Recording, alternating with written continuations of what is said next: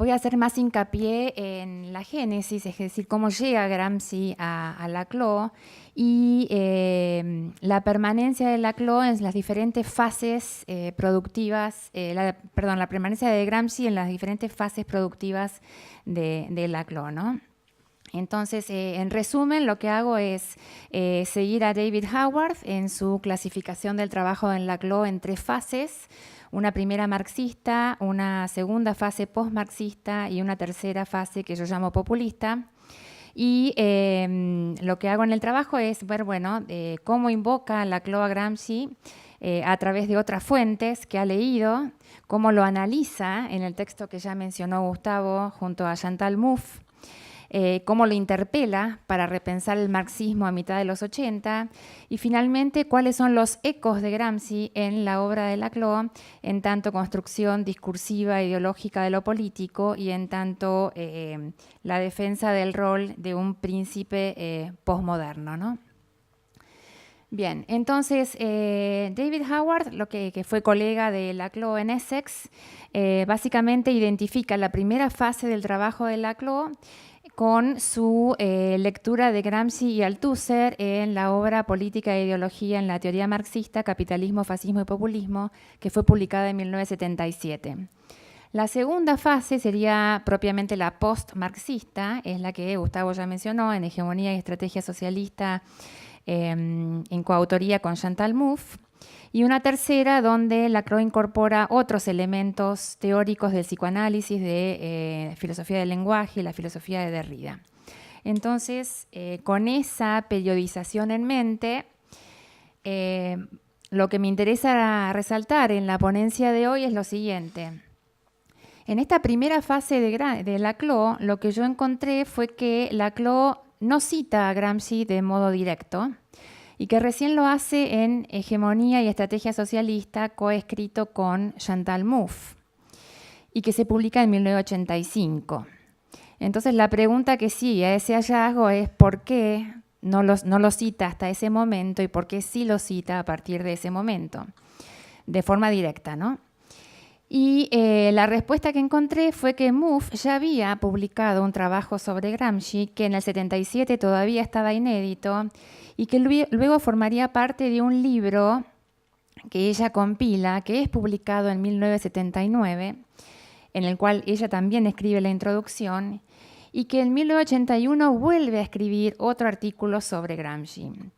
En toda esta producción de Mouffe anterior a Hegemonía y Estrategia Socialista, ella celebra la lectura no reduccionista de la ideología y lo que considera la salida del economicismo de Gramsci, que de alguna forma anticipa lo que luego, sostengo yo, Laclau incorpora como coautor en el libro de 1985. En resumen, lo que encontré fue que en esta etapa Laclau incorpora lo que ya fue elaborado por Mouffe, lo expande en ese libro y luego lo continúa y lo amplía con aportes de otros autores y filósofos de la época en la tercera etapa, que es la que denomino populista. Entonces, para ir desglosando un poco estos elementos en cada etapa, ¿qué fue lo que encontré yo en este primer libro de Laclau, Política e Ideología en 1977? Bueno, encontré 2 trabajos, que son los capítulos 1 y 2 respectivamente del libro, donde el autor analiza el concepto y la forma del modo de producción y lo aplica al caso de América Latina en algunos países. Estos fueron 2 trabajos que él publica en el 68 y en el 69, donde se detecta que las categorías de análisis siguen siendo estrictamente marxistas, toda vez que toma en cuenta el modo de producción, toda vez que toma en cuenta que el principio que articula esos modos de producción es siempre un principio de clase, toda vez que el antagonismo social sigue girando en torno a la problemática económica y toda vez que las clases permanecen como categoría principal de análisis, ¿no? Entonces, si bien incluye un debate un poco criticando a Polanzas sobre estas cuestiones y donde él resalta la especificidad de lo político, en este texto en particular, repito, que es de 1977, Gramsci no figura como fuente directa. hay solo 4 menciones a Gramsci, esto es en el año 77, repito, y las 4 menciones son referencias indirectas, y ellas son Althusser, en su libro Lenin y la filosofía, Enzo Santarelli, en una compilación de escritos de Gramsci sobre el fascismo, el libro de Togliatti sobre la formación del Partido Comunista Italiano, y Mouffe, entre comillas, tal cual lo pone Laclau, en un paper inédito sobre el concepto gramsciano de hegemonía. Esto es el año 77. Me detengo un minuto acá, antes de pasar a las ideas propiamente dichas, porque para esa época uno, digamos, Laclau ya había transitado toda su militancia, su formación intelectual como historiador en la UBA, había llegado a Inglaterra de la mano de Hobsbawm, había de alguna manera tenido oportunidad de acceder de forma directa a los textos de Gramsci, tal como él reconoce después en muchas de sus entrevistas, que, como bien dijo Gustavo, él dice, yo me inspiré en Gramsci y Althusser. Entonces, sobrevolando esta ausencia de citación directa, un poco mi instigación al debate es, bueno, ¿en qué medida y con qué grado de profundidad había leído Laclau a Gramsci hasta 1977, que no lo cita de forma directa, ¿no? Entonces, un poco tratando de responder esa inquietud, quizás la hipótesis que me interesa aventurar acá es que básicamente él lo que hace es tomar las ideas que ya desarrolla Chantal Mouffe en los escritos que ya mencioné y desarrollarlas con más detalle, ¿no? Y esas ideas que él resalta en este texto del 77 son las siguientes. En primer lugar, la originalidad de Gramsci por superar el economicismo y el reduccionismo de clase, ya lo mencionó Gustavo. En segundo lugar, recordarle, sobre todo a los lectores marxistas, que todas estas formulaciones gramscianas ocurren dentro de discursos de clase, ¿no? Como también lo mencionó Gustavo. En segundo lugar, también el comunismo, postulado por Togliatti a partir de la traducción de Gramsci en Italia, sería ya incomprensible sin la idea de hegemonía de Gramsci. O sea, ya es imposible de alguna forma pensar el comunismo en Italia sin Gramsci. Y por último, y esto es lo que más me interesa resaltar acá, que todo el desarrollo teórico de esta construcción de la hegemonía en democracia debía ser más desarrollada. Y esto lo menciona Laclau en una nota al pie, con lo cual claramente en el 77 él no tiene en mente desarrollar más esas teorías.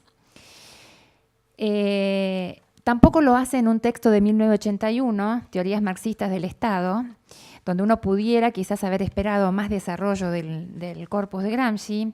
Ahí vuelve Laclau a citar a Togliatti en un texto del 79, cita también a Christine Bucci-Glucksmann en un libro del 75 y la cita ahora ya sí publicada a Mouffe en su texto Hegemonía e ideología en Gramsci, publicado en 1979. Las ideas de Mouffe en ese texto son precisamente la que va a desarrollar Laclau. Es la idea de que Gramsci lo que quiere es un socialismo democrático.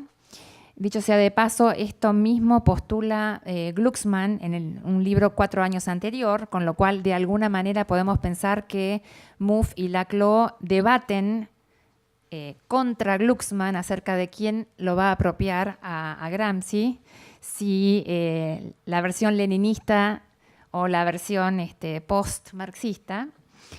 Mouffe también habla de que el momento político trasciende lo económico, de que ahora la lucha se caracteriza por una lucha ideológica, habla de la voluntad colectiva y la dirección intelectual y moral en manos del príncipe, habla de la guerra de posición como estrategia permanente y habla de que lo importante es que Gramsci nos recuerda que la política es una dimensión permanentemente presente en la vida social. Estas son las categorías y las ideas que Laclau retoma y básicamente, me animo a decir, repite en su artículo del 81. Gramsci rompe con el economicismo de Marx, amplía el campo del Estado, el Estado integral hacia la sociedad civil, pero todavía considera que la clase obrera articula la lucha política. Hasta acá, Mouffe vía Laclau, o Laclau en base a Mouffe. Lo que me interesa señalar en este paper es, ahora sí, el aporte propiamente de Ernesto Laclau en mi visión, que es la identificación de los problemas con Gramsci. Y los problemas es que Gramsci no puede de alguna manera proveernos de herramientas conceptuales para hacer frente a las contradicciones del capitalismo maduro. ¿Cuáles son esas contradicciones? ¿Cuáles son esos reclamos? Bueno, los conflictos regionales, los problemas de la juventud, los reclamos feministas, exigen nuevos modos de articulación que superan la visión de clase que Gramsci todavía defiende. En segundo lugar, la dominación capitalista, según Laclau, todavía está anclada en el inconsciente y en el lenguaje, y entonces hay que introducir herramientas del psicoanálisis y la lingüística para desmontar o desconstruir esa dominación. Esto sí, entonces considero yo que es la visión original de Laclau a partir del año 81. Esta visión se repite o reemerge en textos posteriores, donde si bien no cita a Gramsci, sí sobrevuela esta idea de que hay que priorizar el rol de la ideología. Son dos textos del año 83. Empieza ahora sí a hablar en términos distintos de los de Gramsci y claramente empieza a anticipar su crítica al esencialismo. Tanto en el primer texto como en el segundo texto, donde enfatiza que las resistencias deben ser deconstruidas a través de la hegemonía marxista, ¿no? Entonces, esto que constituye propiamente el aporte de Laclau, no voy a repetir un poco lo que dijo Gustavo, pero reemerge, sí, en el libro de Hegemonía y Estrategia Socialista. Leyendo partes de este libro me quedó claro entonces que si Mouffe lo había introducido a Gramsci y le había provisto a Laclau con las herramientas de análisis, Mouffe todavía rendía cierto tipo, no me animo a decir a pleitesía, pero sí cierto respeto hacia Gramsci en esos textos del 79 que ya mencioné, que de alguna manera admiraba el avance de Gramsci respecto de visiones marxistas, ¿sí? Pero se detenía allí, ¿no? En cambio, lo que yo encuentro, que es quizás la mano de Laclau, es que ahora él dice, bueno, Gramsci de alguna manera hizo este avance, pero no nos olvidemos que su lectura, en tanto una lectura de clase, es la continuidad del leninismo, ¿sí? Y esto es lo que ya, dice Laclau, no nos interesa, ¿no? No nos interesa hablar de sectores sociales preconstituidos, sino que nos interesa hablar ahora de un público, de unos sujetos mucho más amplios, menos esencialistas, como va a ser la formulación posterior, ¿no? Por lo tanto, Gramsci es, cito el texto, solo un momento transicional en la deconstrucción del paradigma político existencialista del marxismo clásico, porque todavía habla de clase social fundamental. Esto ya lo mencionó Gustavo, quería simplemente citarlo en el contexto del libro. Otras diferencias de Gramsci, y en esto Laclau me parece que claramente se está empezando a apartar y a superar en sus términos ese aporte, es la idea, bueno, ya lo dijimos, de la clase fundamental y la idea de que la política no puede entenderse como un juego de suma cero, porque eso todavía tiene resabios esencialistas y marxistas, ¿no? La idea ahora es constituir una hegemonía que pueda sumar, ¿sí? Y que no pueda restar, ¿no?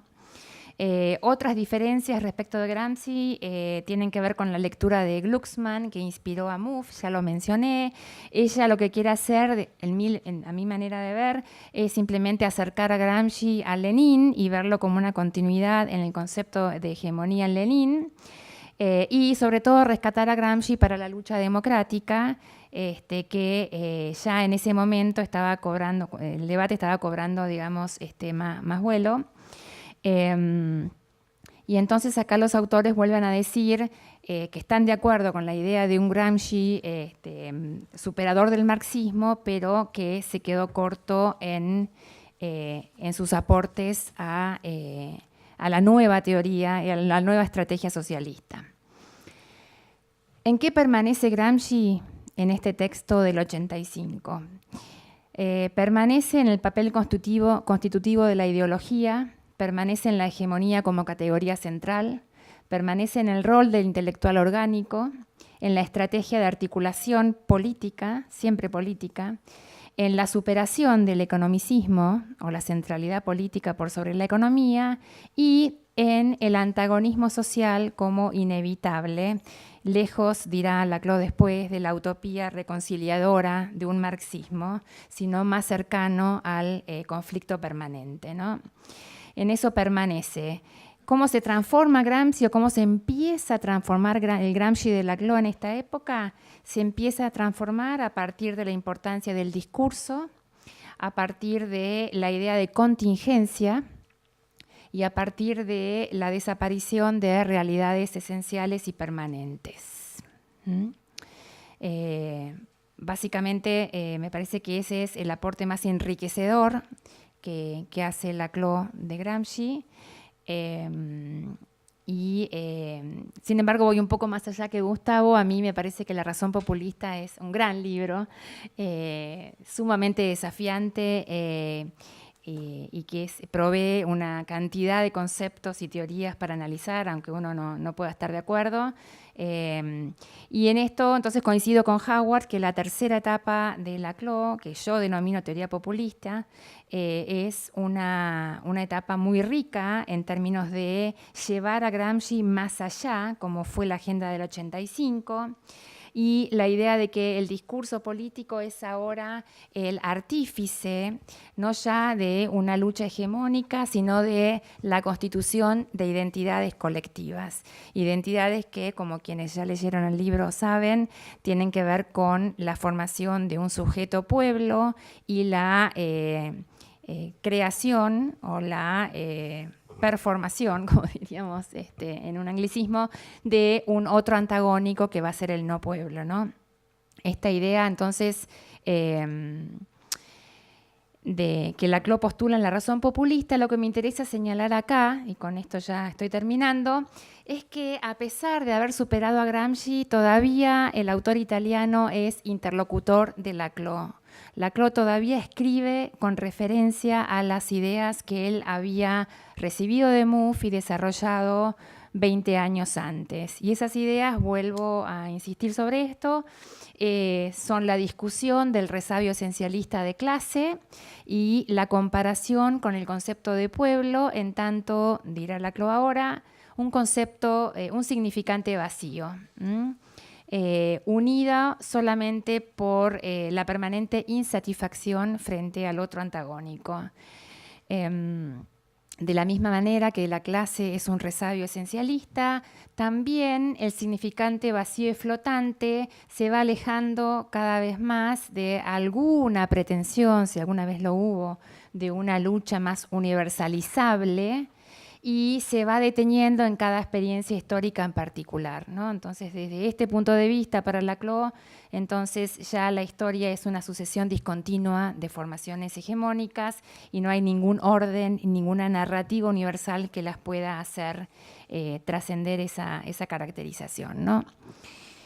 Y por último, y también volviendo a Gramsci, encuentro con que la idea del príncipe late en este último texto de Laclau en la forma de un príncipe posmoderno, sí, se me perdona la expresión, que a Laclau mucho no le gustaba, y ese príncipe posmoderno me parece que se encarna en la figura del líder populista, ¿no? Cito a Laclau, en su nombre cristaliza la unidad del movimiento, no es que el líder sea origen del movimiento, sino que es un punto de aglutinación. El movimiento no podría forjar su unidad, no se podría unir, se dispersaría sin la presencia de ese líder, ¿no? Entonces acá mi lectura vuelve a que el príncipe de Gramsci es el líder populista en el Laclau de los años a partir de 2004, ¿no? Y un poco antes quizá también, ¿no? Y bueno, ya para finalizar, digamos que Laclau ya deja de hablar de clases, de pueblo o de líder y quizás en respuesta a alguna de las críticas que su teoría populista había recibido a partir de su publicación, empieza a hablar más de movimientos, y me parece que, bueno, lo dejo eso ahí como para debatir hasta qué punto entonces hacer el pase al movimiento de alguna manera no refuta su producción anterior. Y sin duda, me parece que Gramsci, como conclusión, inspiró el pensamiento de Laclau, que a pesar de no haberlo citado directamente, siempre lo tuvo como interlocutor y todavía hoy constituye una inspiración y un desafío para quienes nos gusta, digamos, estudiar estos fenómenos y teorías. Así que bueno, muchas gracias.